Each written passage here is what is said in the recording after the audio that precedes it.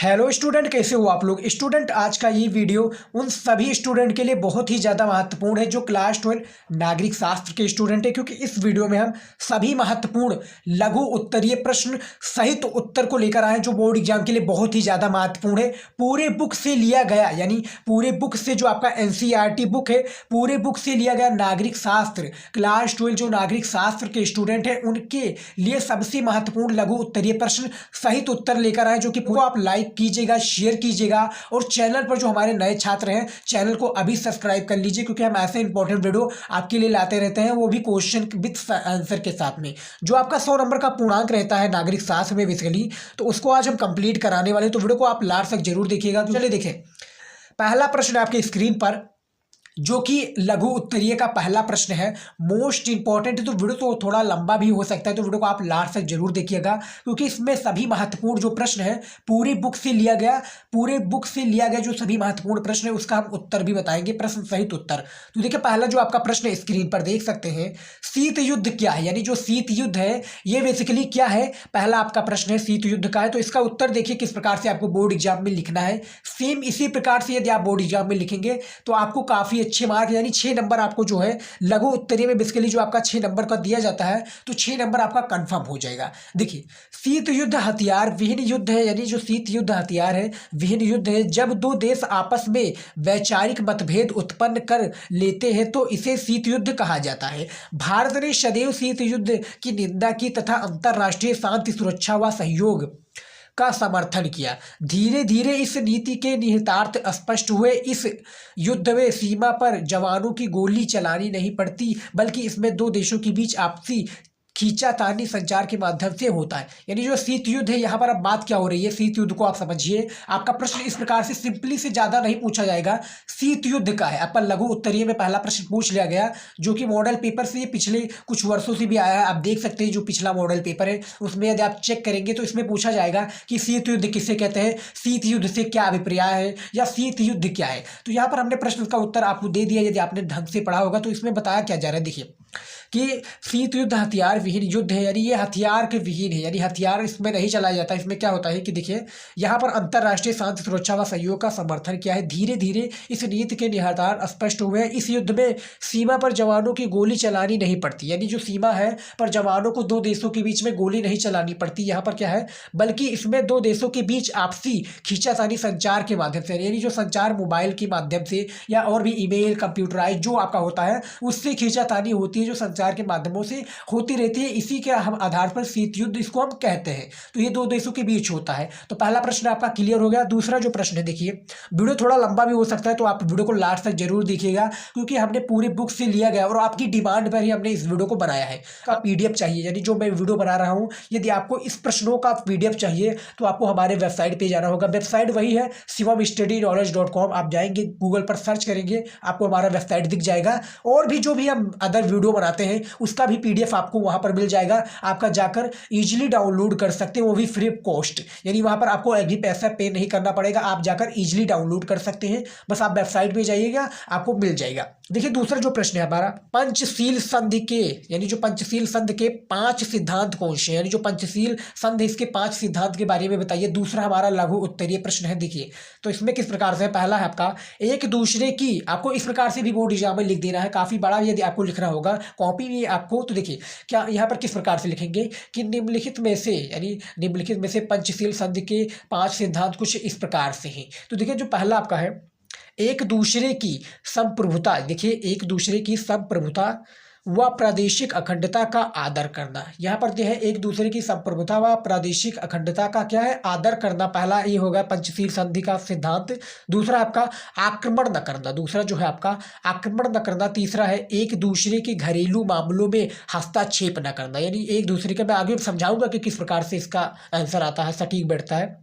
चौथा है आपका समानता और परस्पर लाभ, यानी चौथा जो आपका है इसमें समानता और परस्पर लाभ। और पांचवा आप देख सकते हैं शांतिपूर्ण सह अस्तित्व प्रकार से थे, जो कि हमारा दूसरा प्रश्न भी क्लियर हो गया। और 6 नंबर का ये प्रत्येक प्रश्न होता है, याद रखिएगा, जो कि लघु उत्तरीय का प्रश्न सहित उत्तर लेकर आए हैं। तो वीडियो को अभी तक आपने लाइक नहीं किया तो लाइक कर दीजिए, क्योंकि ऐसा आपको पूरे यूट्यूब पर कोई भी नहीं बताएगा जो कि लघु उत्तरीय का प्रश्न सहित आपको उत्तर दे।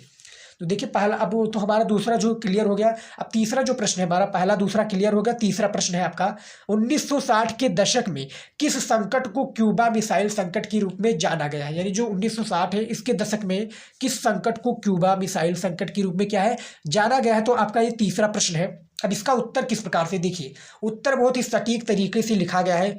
आपको बोर्ड एग्जाम में मैं आपको एक टिप्स भी देना चाहूँगा कि आपको बोर्ड एग्जाम में राइटिंग में लिखना है। राइटिंग आपका सबसे अहम भूमिका होती है बोर्ड की कॉपी में। एग्जामिनर जो होता है राइटिंग के आधार पर ही आपकी कॉपी जो होती है उसको अच्छी लगती है और काफ़ी अच्छे मार्क आपको देकर जाते हैं। यदि आप एग्जामिनर को जो है खुश कर ले गए तो आपको बोर्ड एग्जाम में काफ़ी अच्छे मार्क देखने को मिल जाएंगे। तो देखिए जो तीसरा प्रश्न था हमारा, तीसरे प्रश्न का उत्तर देखिए, क्यूबा में सोवियत संघ द्वारा परमाणु हथियार तैनात करने की भनक क्या है, परमाणु हथियार तैनात करने की भनक अमेरिकियों को 3 हफ्ते बाद लगी। अमेरिकी राष्ट्रपति जॉन एफ कैनेडी और उनके सलाहकार ऐसा कुछ भी करने से हिचकिचा रहे थे। यानी जो ऐसे सलाहकार हैं वो कुछ भी करने से क्या कर रहे थे, हिचकिचा रहे थे, जिससे दोनों देशों के बीच परमाणु युद्ध शुरू हो गया। लेकिन वे इस बात को लेकर दृढ़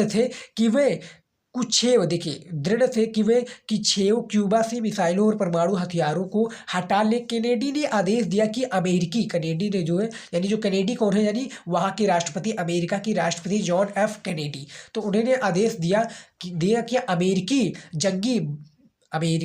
जंगी बेड़ों को आगे करके क्यूबा की तरफ जाने वाले सोवियत जहाज़ों को रोका जाए। अब देखिए यहाँ पर बात क्या हो रही है, प्रश्न को पढ़िए, उसके बाद में राइट के आंसर का जो है यानी जो सही उत्तर है इसको आप समझने की कोशिश कीजिए। यदि आपको उसका PDF चाहिए तो आपको हमारे वेबसाइट पर मिल जाएगा, जाकर आप डाउनलोड कर सकते हैं। देखिए तीसरा जो प्रश्न था कि 1960 यानी 1960 की यहाँ पर बात हो रही कि 1960 के दशक में किस संकट को क्यूबा मिसाइल संकट के रूप में जाना गया है। तो यहाँ पर आपको इस प्रकार के प्रश्न का उत्तर आप देख सकते हैं किस प्रकार से है। क्यूबा में सोवियत संघ द्वारा परमाणु हथियार तैनात करने की भनक अमेरिकियों को 3 हफ्ते बाद लगी। जो क्यूबा है वो भी सोवियत संघ द्वारा परमाणु हथियार तैनात करने की जो भनक है वो अमेरिकियों को 3 हफ्ते बाद चली। और अमेरिकी जो राष्ट्रपति हैं, अमेरिकी जॉन एफ कैनेडी, उनके सलाहकार ऐसा कुछ भी करने से क्या रहे, हिचकिचा रहे थे। तो ये परमाणु हथियार को हटा कैनेडी ने आदेश दिया कि अमेरिकी जंगी बेड़ों को आगे करके क्यूबा की तरफ जाने वाले सोवियत जहाज़ों को क्या किया जाए, रोका जाए। ये आपका प्रश्न क्लियर हो गया। ये हमारा था कि 1960 के दशक में किस संकट को क्यूबा मिसाइल संकट के रूप में जाना गया। इसका प्रश्न का उत्तर आप इस प्रकार से देख सकते हैं। उसके बाद में चौथा है, आप देख सकते हैं चौथा किस प्रकार से है। देखिए निषेधाधिकार ब्रैकेट में आपका है वीटो से क्या अभिप्राय है। बहुत ही महत्वपूर्ण ये प्रश्न है आपका, VVI क्वेश्चन भी हम कह सकते हैं, क्योंकि बोर्ड एग्जाम में यही सब आपका प्रश्न पूछा जाता है। बोर्ड एग्जाम में यदि आप गौर करेंगे तो यही सब प्रश्न पूछे जाएंगे। यदि आप पिछले ईयर का पेपर देखेंगे जो कि नागरिक शास्त्र का है तो आप देखेंगे तो आपको यही सब प्रश्न देखने को मिलेंगे। तो देखिए इनमें से आपका बोर्ड एग्जाम में आने वाले सभी महत्वपूर्ण प्रश्न है। देखिए निषेधाधिकार वीटो से आपका क्या अभिप्राय है। देखिए अब देखिए इसमें प्रश्न का उत्तर देखिए, सुरक्षा परिषद में कुल 15 सदस्य, जो सुरक्षा परिषद है इसमें कुल 15 सदस्य होते हैं। इनमें 5 अस्थायी सदस्य तथा 10 अस्थायी सदस्य होते हैं। यानी देखिए आप किस प्रकार से इसमें प्रश्न का उत्तर है कि जो सुरक्षा परिषद है इसमें 15 सदस्य होते हैं। जो सुरक्षा परिषद होते हैं इसमें 15 सदस्य होते हैं। इनमें 5 अस्थायी सदस्य तथा 10 अस्थायी सदस्य होते हैं। यानी 10 इसमें अस्थायी सदस्य होते हैं। प्रक्रिया संबंधी विषयों पर कोई निर्णय, यानी जो प्रक्रिया संबंधी विषयों पर कोई निर्णय तभी लिया जाएगा जब 15 में से 9 सदस्यों के सकारात्मक मत होंगे। परंतु अन्य महत्वपूर्ण मामलों में जिनमें आर्थिक या सैनिक कार्यवाही शामिल है, किसी निर्णय के लिए 5 स्थायी सदस्यों का मत भी अनिवार्य है। इसी को निषेधाधिकार ब्रैकेट में वीटो कहा जाता है। अब देखिए इसमें हम समझेंगे किस प्रकार से, हमने तो बता दिया प्रश्न का उत्तर, लेकिन आपको समझना सबसे ज़्यादा महत्वपूर्ण है। तो देखिए यहाँ पर बात क्या हो रही है कि जो सुरक्षा परिषद है इसमें 15 सदस्य होते हैं। इनमें 5 अस्थायी सदस्य तथा 10 अस्थायी सदस्य होते हैं। अब देखिए यहाँ पे प्रक्रिया संबंधी विषयों पर कोई भी निर्णय लेने के लिए जब 15 में से 9 सदस्यों के सकारात्मक मत होंगे, परंतु अन्य महत्वपूर्ण मामलों में जिनमें आर्थिक या सैनिक कार्यवाही शामिल है, किसी निर्णय के लिए 5 अस्थायी सदस्यों का मत भी अनिवार्य है। यहाँ पर बात क्या हो रही है कि 15 सदस्य होते हैं, इनमें से 5 अस्थायी जो सदस्य होते हैं और 10 क्या होते हैं, 10 अस्थायी सदस्य होते हैं। 10 जो होते हैं ये अस्थायी सदस्य होते हैं और 5 अस्थायी सदस्य होते हैं। तो इनमें से की बात हो रही है कि सैनिक कार्यवाही शामिल है किसी निर्णय के पांचों सदस्य की जो है अनिवार्य, यानी इसमें सहमता है वो अनिवार्य होना चाहिए। तो इसी कारण निषेधाधिकार वीटो कहा जाता है। तो चौथा प्रश्न भी हमारा कंफर्म हो गया, इसका भी हमने उत्तर बता दिया। अब देखिए हमारा पांचवा प्रश्न क्या है। तो पांचवा जो हमारा प्रश्न है, आसियान के 10 सदस्य देशों के नाम बताइए, यानी जो आसियान है इसके 10 सदस्य देशों का आपको नाम बताना है। तो देखिए किस प्रकार से इसमें प्रश्न का उत्तर है। देखिए पहला जो है आपका इंडोनेशिया, पहला आपका हो गया इंडोनेशिया, दूसरा है मलेशिया, तीसरा आपका फिलीपींस, चौथा सिंगापुर, पांचवा थाईलैंड, 6 है आपका दारू इस्लाम, सातवां है आपका वियतनाम, उसके बाद में आठवां है लाओस, नौवां है म्यांमार और 10वां है कंबोडिया। तो अब देखिए इसमें किस प्रकार से हमने इसका 10 जो सदस्य है आसियान के, उसके तो हमने नाम बता दिया। अब इसमें क्या है, देखिए 10 सदस्य का हमने नाम बता दिया। अब इसके यदि आपका विस्तृत उत्तरीय प्रश्न आ जाता है जो कि 8 नंबर का होता है नागरिक शास्त्र में, या 10 नंबर का पूछा जाता है, तो इसमें आपको जो हमने आसियान के 10 देश नाम बताए हैं इसमें आपको थोड़ा थोड़ा ऐड करके लिखना भी होता, जिसके लिए आपको एग्जाम में जो होता है 10 नंबर भी दे सकता है और 8 नंबर भी दे सकता है। नियम नए नए लागू भी हो गए हैं। तो ये आसियान के 10 देशों का नाम था जो कि लघु उत्तरीय प्रश्न में था। तो ये पांचवा भी प्रश्न हमारा कंफर्म हो गया। अब देखिए 6 नंबर प्रश्न क्या है। देखिए 6 नंबर प्रश्न है, यदि इसका पीडीएफ चाहिए तो आपको हमारे वेबसाइट पे जाना होगा। 6 प्रश्न आपका, संक्षेप में परमाणु युद्ध के प्रभाव का वर्णन करें, यानी जो संक्षेप में आपको परमाणु जो युद्ध है इसके प्रभाव को क्या करना है, आपको वर्णन करना है। किस प्रकार से करना है, संक्षेप में करना है। आपको बोर्ड एग्जाम में यह भी इसी प्रकार से प्रश्न पूछाएंगे। तो देखिए संक्षेप में परमाणु, यदि आपने मॉडल पेपर का हमारा वीडियो नहीं देखा है तो वो वीडियो आप जाकर पहले देख लीजिए, क्योंकि वो वीडियो आपके लिए बहुत ही ज़्यादा महत्वपूर्ण है। वीडियो देखने से ये फायदा होगा आपको मॉडल पेपर से कि आपको एक स्ट्रैटेजी पता चल जाएगी कि किस प्रकार से बोर्ड एग्जाम में जो है क्वेश्चन को हल करा जाता है। मॉडल पेपर को आप यदि हल कर देते हैं तो 30 से 40 नंबर आपको मॉडल पेपर से मिल जाता है। याद रखिएगा 30 से 40 नंबर आपका कहीं पर नहीं गया है यदि आप एक मॉडल पेपर जो कि नागरिक शास्त्र का है हल कर देते हैं। सभी का आप मॉडल पेपर हल कीजिए, लेकिन नागरिक शास्त्र का मॉडल पेपर आपको हल कर दे देंगे तो 100 में से आपको 30 नंबर, याद रखिएगा 30 नंबर आपका कंफर्म हो जाता है। 70 नंबर आपको मेहनत करके लाना पड़ेगा। तो मॉडल पेपर को ज़्यादा से ज़्यादा हल कर दीजिए। जो भी पिछले ईयर का मॉडल पेपर उसको भी सॉल्व कीजिए, नए मॉडल पेपर को भी सॉल्व कीजिए। इससे आपकी माइंडसेट बनेगा और बोर्ड एग्जाम में आप काफ़ी अच्छी लिख कर आएंगे। बोर्ड की कॉपी जो कि नागरिक शास्त्र की बेसिकली होगी। तो देखिए संक्षेप में परमाणु युद्ध के प्रभाव का आपको वर्णन करना है। अब देखिए इसका उत्तर देखिए, विश्व में परमाणु युद्ध का परिणाम बहुत भयंकर होता है। उदाहरण के लिए 6 अगस्त और 9 अगस्त 1945 को अमेरिका द्वारा जापान के हिरोशिमा और नागासाकी शहर पर परमाणु बम गिराया गया था। आपको पता होगा, जिसका परिणाम यह है कि वो आज भी बच्चों का जन्म विकलांगता के आधार पर होता है। दोनों शहर परमाणु युद्ध के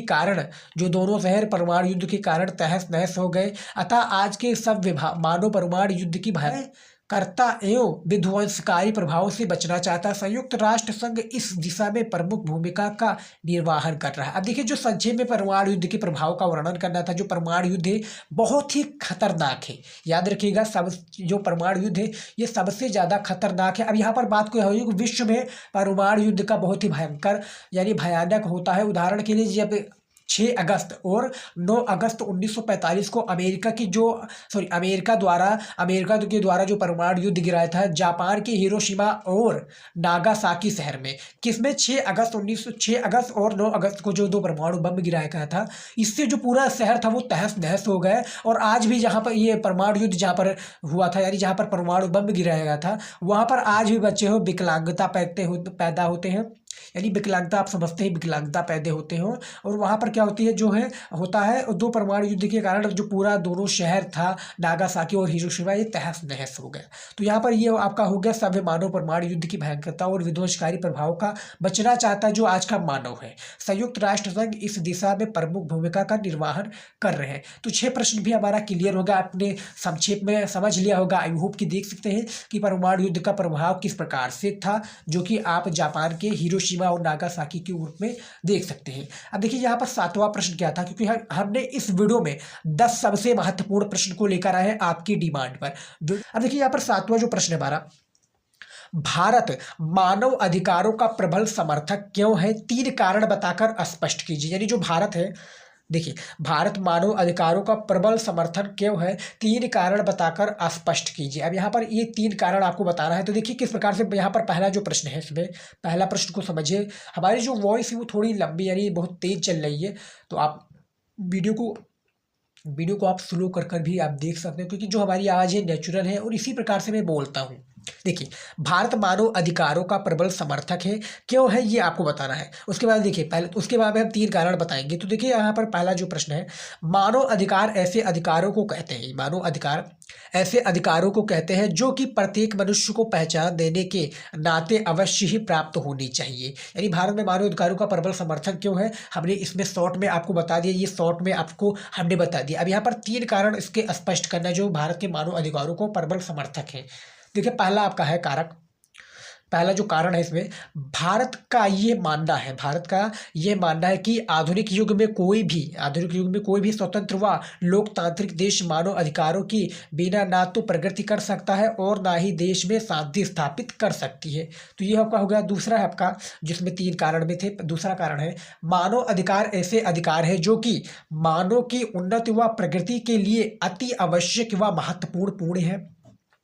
तीसरा आपका, भारत विश्व शांति तथा मानवता के आधार में विश्वास रखता है, इसलिए वो मानव अधिकारों का प्रबल समर्थक है। अब हम तीनों जो इसका जो 3 कारण है, इसको हम संक्षेप में समझेंगे कि आपको अपने भाषा में समझाएंगे। देखिए, तो हमारा जो प्रश्न था कि भारत मानव अधिकारों का प्रबल समर्थन क्यों है, 3 कारण बताइए। तो देखिए, पहला है, मानव अधिकारों ऐसे अधिकारों को कहते हैं जो कि प्रत्येक मनुष्य का पहचान है, नाते आवश्यक है। अब देखिए, पहला यहाँ पर जो कारण था कि भारत का यह मानना है कि आधुनिक युग में कोई भी स्वतंत्रवाद लोकतांत्रिक देश मानव अधिकारों के लिए बिना तो प्रगति कर सकता है और ना ही देश में शांति स्थापित कर सकता है। यानी मैं यहाँ पर कहने का जो भारत का मतलब है कि आधुनिक युग में स्वतंत्र व लोकतांत्रिक देश जो है मानव अधिकारों के बिना प्रगति नहीं कर सकता है और ना ही इससे जो दूसरे देश में मुकाबले हैं वो शांति स्थापित कर सकते हैं। तो इसको आपके लिए क्या करना है, लोकतांत्रिक देश मानव अधिकारों के लिए आपको जो है शांत रहना है, प्रगति की ओर बढ़ना है, स्वतंत्र व इसके कारण आपको यही सब जो है प्रगति व कर सकते हैं और ना ही देश में शांति स्थापित कर सकते हैं इन अधिकारों से यदि आप करते हैं।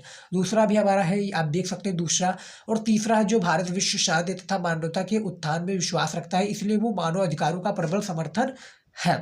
तो यहाँ पर भारत मानव अधिकारों के जो 3 कारण थे ये भी हमने बता दिया, इसका परिभाषा भी हमने बता दिया। अब जो हमारा 8वां प्रश्न है, देखिए 8वां प्रश्न है, वीडियो थोड़ा लंबा जा रहा है तो आपको प्रश्न का उत्तर देखना है क्योंकि बहुत ही ज़्यादा महत्वपूर्ण है। देखिए, 1978 ईस्वी में चीन द्वारा मुक्त, देखिए 1978 ईस्वी में चीन द्वारा मुक्त द्वार, देखिए यहाँ पर चीन द्वारा है मुक्त द्वार की नीति का परिचय दीजिए 1978 में। अब देखिए इसका उत्तर देखिए किस प्रकार से है। 1978 ईस्वी के दिसंबर में देंग सियाओपिंग, देखिए देंग सियाओपिंग ने ओपन डोर ब्रैकेट में आपका मुक्त द्वार की नीति चलाई, यहाँ पर देख सकते हैं मुक्त द्वार की नीति चलाई। इसके बाद से चीन ने अद्भुत प्रगति की और अगले सालों में एक बड़ी आर्थिक ताकत के रूप में उभरा। ये तस्वीर जो है चीन में विकास की तेजी से बदलती प्रवृत्तियों का पता देती है। यानी जो इसमें की बात क्या हो रही है, जो हमारा 8वां प्रश्न था कि 1978 ईस्वी में चीन द्वारा मुक्त द्वार की नीति परिचय दीजिए, तो इसमें हमने संक्षेप में आपको परिचय दिया। आप देख सकते हैं किस प्रकार से है। तो यहाँ पर जो मुक्त द्वार की नीति अपनाई गई 1978 में, इसके जो बाद है चीन ने अद्भुत प्रगति की और अगले सालों की एक बड़ी आर्थिक ताकत के रूप में उभरा। ये तस्वीर चीन में विकास की तेजी से बदलती प्रवृत्तियों का पता देती है। तो ये फिर 1978 में मुक्त द्वार की जो नीति है इसके अपनाने के पश्चात ही हुआ है। 8वां प्रश्न भी हमारा कंफर्म हो गया। अब देखिए हमारा 9th जो प्रश्न है, 9th प्रश्न क्या है, किस प्रकार से है, आपको ये भी देखना है। 9th जो हमारा प्रश्न है, विदेश नीति के लक्षणों का वर्णन कीजिए। यानी जो हमारा 9th नंबर प्रश्न है कि विदेश नीति का जो लक्षण है इसका आपको क्या करना है, वर्णन करना है। अब देखिए किस प्रकार से करना है। देखिए, विदेश नीति के मुख्यतः 2 लक्ष्य, यानी जो विदेश नीति इसकी मुख्यतः क्या है, 2 लक्ष्य होते हैं। तो विदेश नीति के मुख्यतः 2 लक्ष्य हमने बता दिया किस प्रकार से। पहला जो हमारा लक्ष्य है राष्ट्रीय हित, यानी जो पहला हमारा लक्ष्य है ये राष्ट्रीय हित है। देखिए, राष्ट्रीय हितों में आर्थिक क्षेत्र में, यानी जो राष्ट्रीय हित है इसमें आर्थिक क्षेत्र में, राष्ट्रीय विकास, राजनीतिक क्षेत्र में, राष्ट्रीय सुरक्षा आदि का विशेष ध्यान रखना पड़ता है। यानी जो राष्ट्रीय हित, इसमें आर्थिक क्षेत्र में, राष्ट्रीय विकास, राजनीतिक क्षेत्र में, राष्ट्रीय सुरक्षा आदि का विशेष क्या होता है, ध्यान रखना पड़ता है। पहला हमारा ये विदेशी नीति का जो इसमें दो मुख्य लक्ष्य थे, पहला हमने क्लियर कर दिया, इसका हमने उत्तर देख लिया। दूसरा जो है हमारा विश्व समस्याओं के प्रति दृष्टिकोण, यानी जो दूसरा हमारा इसमें लक्ष्य है, दूसरा है कि विश्व समस्याओं के प्रति क्या है, दृष्टिकोण है। अब देखिए इनमें प्रमुख रूप से विश्व शांति राज्यों का सह अस्तित्व, विश्व शांति राज्यों का क्या है, सह अस्तित्व, राज्यों का आर्थिक विकास व मानव अधिकार आदि शामिल है। तो इसमें दूसरा भी हमने क्लियर कर दिया, यानी कन्फर्म कर दिया। तो आप देख सकते हैं विदेशी नीति के लक्ष्यों का वर्णन किस प्रकार से है, विकास समस्याओं के प्रति दृष्टिकोण और विदेश नीति के लक्ष्यों का क्या है, वर्णन। हमने इसका अपने उत्तर बता दिया है। आपको इसी प्रकार से बोर्ड एग्जाम में याद रखना है, आपको सेम यदि आप इसी प्रकार से बोर्ड एग्जाम में लिखेंगे तो मेरी गारंटी है आपका 6 नंबर का प्रश्न पूछा था और 6 क्वेश्चन आई थिंक पूछा भी जाता है नागरिक शास्त्र में। सभी में आपका पूछा जाता है, जैसे आपका जियोग्राफी होगा, सोशियोलॉजी होगा, सॉरी जियोग्राफी में आपका 70 मार्क्स का पेपर होता है, लेकिन जो सोशियोलॉजी हो गया और जो भी इकोनॉमिक्स होगा ये सब आपका 100 मार्क्स का पूछा था। तो इसमें आपका सेम जिस प्रकार से नागरिक शास्त्र में है, सेम इसी प्रकार से आपका अर्थशास्त्र में है, समाज शास्त्र में इसी प्रकार से, यानी 100 नंबर का वो भी आपका पूर्णांक के साथ में पेपर पूछा जाता है। उसमें भी 6 नंबर का आपका लघु उत्तरीय का प्रश्न पूछा जाता है और 6 ही क्वेश्चन पूछे जाते हैं, याद रखिएगा। अब देखिए हमने 9 नंबर तक प्रश्न तो पढ़ लिया, वो की प्रश्न के साथ उत्तर भी। अब देखिए हमारा यहाँ पर 10 नंबर जो और हमारा आखिरी प्रश्न है इस वीडियो का हमारा ये आखिरी प्रश्न है जो कि नागरिक शास्त्र का है। देखिए इसको भी अब इसका उत्तर भी आपको बता देते हैं। ये जो सभी मैं प्रश्न बताता हूँ ये मोस्ट इंपॉर्टेंट है, याद रखिएगा। ये हर साल पूरे बुक से लिया गया, चैप्टर वाइज है, कहीं एक चैप्टर से, कहीं 3 चैप्टर से, कहीं 2, यही सब चैप्टर से लिया गया, एक 2 प्रश्न है। आप इसको जाकर मिला सकते हैं बुक में। 10वां जो हमारा प्रश्न है, शीत युद्ध के दौरान महाशक्तियों द्वारा बनाई गई किन्हीं 2 सैन्य संगठनों के नाम लिखे, सैन्य संधियां किस सिद्धांत पर आधारित थी, इसके बारे में बताइए। यहाँ पर प्रश्न आपका क्या है, प्रश्न को पढ़िए उसके बाद में है, अब आपको हर बार बताते हैं यदि आप स्टूडेंट हैं तो प्रश्न को पढ़िए उसके बाद में उत्तर देने की कोशिश कीजिएगा। तो यहाँ पर क्या है, शीत युद्ध के दौरान महाशक्तियों द्वारा बनाए गए किन्हीं 2 सैन्य संगठनों का नाम लिखिए, सैन्य संधियां किस सिद्धांत पर आधारित है। अब देखिए पहला जो हमारा है नाटो है, में दो सैन्य संगठन है, इसमें आपको नाम लिखना है। तो पहला जो है नाटो को आपको याद होगा, नाटो जो है वो क्या, नाटो जो है ये आपका 28 सदस्यों से शायद बनता है नाटो जो है। तो इसमें क्या है 28 सदस्यों से आई थिंक बनता है, मुझे याद नहीं कंफर्म है, लेकिन ये 28 देशों से जो आपका बनता है। अभी जो इंडिया है वो नाटो में नहीं शामिल हो पाया, लेकिन जल्द ही नाटो के सामने आएगा। इसमें जो आपका जो इसमें जो रुकावट ला रहा है वो आपका चीन हो जाएगा। इसमें जो रुकावटें ला रहा है वो चीन ला रहा है भारत को शामिल ना होने के लिए। देखिए नाटो में 1949 में अमेरिका के नेतृत्व में साम्यवाद, देखिए अमेरिका के नेतृत्व में साम्यवाद को रोकने के लिए नाटो का गठन किया गया था। क्या है, साम्यवाद को रोकने के लिए नाटो का गठन किया गया था। अब नाटो के सदस्यों को शांति का भागीदार कहा जाता है, यानी जो नाटो है सदस्य, इसको बनाने के लिए क्या है, शांति का स्थापना किया गया, यानी शांति की स्थापना के लिए नाटो को बनाया गया। अब इसमें क्या है कि नाटो को गठन किया गया था जब को नाटो को सदस्यों को शांति का भागीदार कहा जाता है, याद रखिएगा। अब इसमें देखिए दूसरा जो हमारा है वर्षा, दूसरा क्या है जो हमारा किन्हीं 2, इसमें बात हो रही कि शीत युद्ध के दौरान महाशक्तियों द्वारा बनाए गए किन्हीं 2 सैन्य संगठनों का नाम लिखिए। तो पहला आपका नाटो हमने बता दिया, दूसरा है वर्षा, जो 2 संगठन थे। तो देखिए पहला हमने नाटो को बता दिया, दूसरा क्या है वर्षा। देखिए सोवियत संघ के नेतृत्व में 1955 में वर्षा संधि का गठन हुआ। इसका उद्देश्य सदस्य देशों में अमेरिका प्रभुत्व से बचाना था। इसमें पोलैंड, हंगरी, पूर्वी जर्मनी, बुल्गारिया आदि देश शामिल थे। यानी यहाँ पर बात क्या हो रही है, जो वर्षा जो संगठन है इसमें सोवियत संघ के द्वारा 1955 में वर्षा संधि का गठन हुआ। इसका उद्देश्य ये था कि देशों में अमेरिका जो प्रभुत्व इससे बचाना था। इसमें पोलैंड इसमें कौन से देश शामिल थे, जैसे पोलैंड है, हंगारी है, पूर्वी जर्मनी है, बुल्गारिया आदि देश शामिल थे जो कि अमेरिका जैसे देशों से बचाना था। तो ये कुछ 2 वर्षा और नाटो संधियां थे जो कि शीत युद्ध के दौरान बनाए गए थे। तो ये कुछ 10 महत्वपूर्ण प्रश्न था, हमने प्रश्न का उत्तर भी बता दिया है। ऐसा कोई भी आपको यूट्यूब पर नहीं बताएगा जो कि आपका लघु उत्तरीय का प्रश्न तो बता देता लेकिन इसका उत्तर नहीं बताता। तो हम इस वीडियो में उसका प्रश्न का साथ उत्तर भी लेकर आए। तो वीडियो को आप लाइक कीजिएगा, शेयर जरूर कीजिएगा, क्योंकि बहुत ही मेहनत लगा है आपके इस वीडियो बनाने के लिए। यानी जो हमने वीडियो बनाया है बहुत ही मेहनत लगा है, 2 से 3 दिन हमारा गया है लिखने में, क्योंकि लिखने के लिए काफ़ी समय चाहते हैं।